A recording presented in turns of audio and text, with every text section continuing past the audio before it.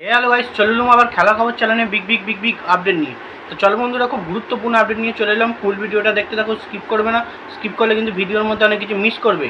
এবং এই খেলার খবর চ্যানেলে যারা নতুন আছে অবশ্যই এই খেলার খবর চ্যানেলটাকে সাবস্ক্রাইব করে পাশে থাকো এবং পাশে থাকা বেলাইকন ঘন্টাটাকে ঢং করে বাজিয়ে দাও। আর বেশি বেশি লাইক এবং কমেন্ট করে দাও, যাতে মোটিভেট হয় তোমাদের এই খেলার খবর চ্যানেলে আমি ফার্স্ট আপডেট দিতে পারি। তো চলো বন্ধুরা, প্রথম যে আপডেটটি নিয়ে কথা বলবো খুবই কিন্তু গুরুত্বপূর্ণ আপডেট। তো নতুন কোচ নিয়ে কিন্তু একটা বড় বার্তা এলো একটা সাইট থেকে, মানে মেরিনাস অফ কোচবিহার এখান থেকে কিন্তু একটা পোস্ট করা হয়েছে, মানে লেখা হয়েছে যে, তো বলা হয়েছে এখানে former of international midfielder of join to Mohun Bagan. তো এরকম একটা বার্তা দেওয়া হয়েছে স্প্যানিশ মিডফিল্ডার ইন্টারন্যাশনাল, তো ফর্মার অফ স্প্যানিশ মিডফিল্ডার।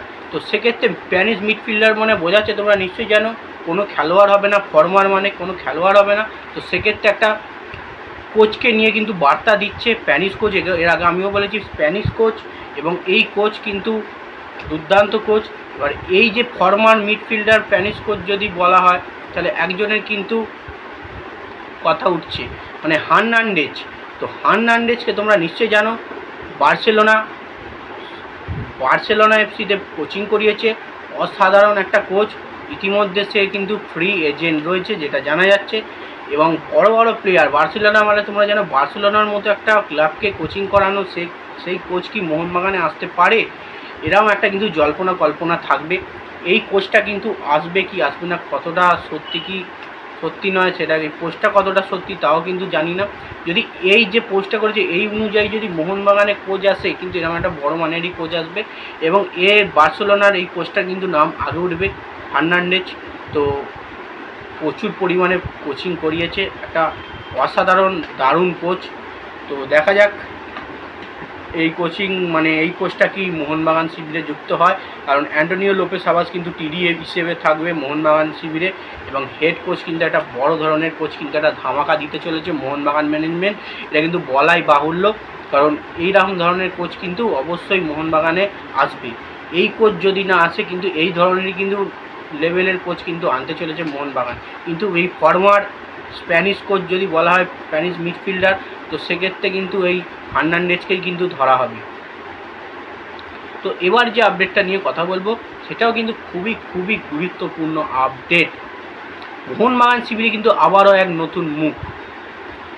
তো নতুন মুখটা কি? প্লেয়ারটার নাম হচ্ছে, মানে নতুন মুখে নতুন সাইনিং করলো।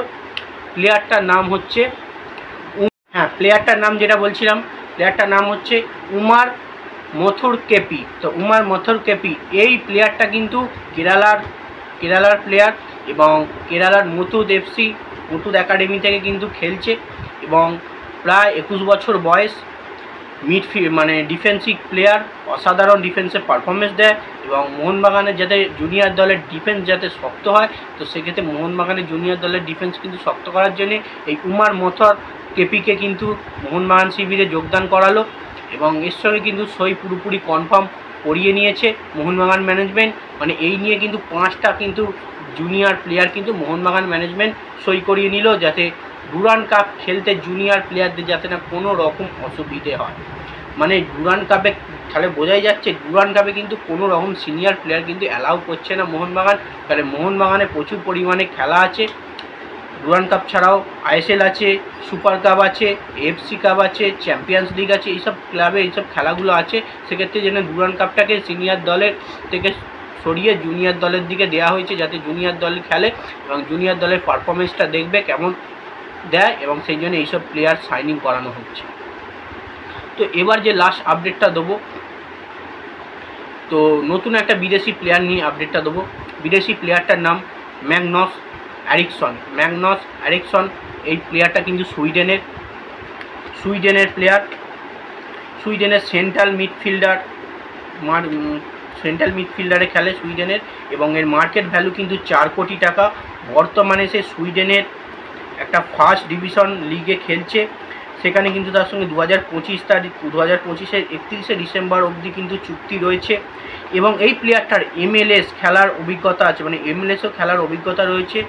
এর আগে কিন্তু এ ডেনমার্কেও খেলেছে। তার মানে তোমরা বুঝতেই পারছো এই প্লেয়ারটা কতটা বড় মানের প্লেয়ার। এই প্লেয়ারটাকে কিন্তু নিতে চলেছে কেরালা ব্লাস্টার এফসি, মানে এর সঙ্গে কিন্তু ডিল ডান করতে চলেছে কেরালা ব্লাস্টার কিন্তু বলাই বাহুল্য যে তারা কিন্তু দল শক্ত করতে চলেছে, দুর্দান্ত দল করতে চলেছে। এই 4 কোটি টাকা মার্কেট ভ্যালু প্লেয়ারটাকে কিন্তু তারা কিন্তু তুলে নেবে। অসাধারণ, মোটামুটি 4 কোটি টাকার মধ্যে অসাধারণ একটা প্লেয়ার তারা পেয়ে যাবে, অসাধারণ প্লেয়ার, সুইডেনের প্লেয়ার। তো দেখা যাক এই প্লেয়ারটাকে কত রকম মানে কবে কনফার্ম করে। যত সম্ভব মনে হচ্ছে ট্রান্সফার উইন্ডোর মধ্যে এই প্লেয়ারটাকে কনফার্ম করে নেবে ম্যাগনাস এরিকসন। অসাধারণ একটা প্লেয়ার, হাইটও আছে মোটামুটি ভালোই। তো কেরালা ব্লাস্টারে কিন্তু যোগদান করছে। তো যাই হোক, ভিডিওটা আজ এইটুকুই। ভিডিওটা ভালো লেগে থাকলে লাইক, কমেন্ট, শেয়ার, সাবস্ক্রাইব করে পাশে থাকো। চলো বন্ধুরা, বাই। তাড়াতাড়ি 2000 সাবস্ক্রাইব করে দাও। নেক্সট ভিডিও আবার দেখা হচ্ছে। টাটা।